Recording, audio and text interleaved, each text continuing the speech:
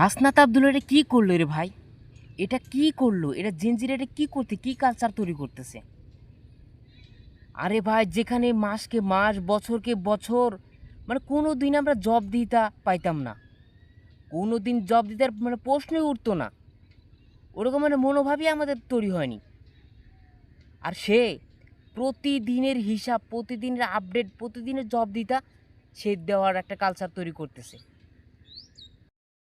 মুরব্বীদের বলছি, আগে যারা ভাবতেন এমপি মানেই পেট মোটা, সেখানে হাসনাত আবদুল্লাহ স্লিম।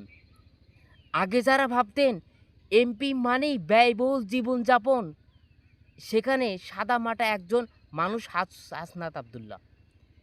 আগে যারা ভাবতেন এমপি মানেই বড় লোকের ছেলে হতে হবে, সেখানে রাজমিস্ত্রির ছেলে সে এমপি হয়েছে। এরকম জেনজি স্মার্ট এমপি আমাদের দরকার আছে কি নাই?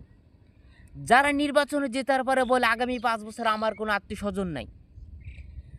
যারা নির্বাচন জেতার পরে জনগণের সমস্যা যেমন বোঝে এবং আইন শৃঙ্খলা বাহিনীর অধিকার সম্পর্কে কথা বলে, তারা আসলে সবার সাথে ইনসাফ করতে চায়।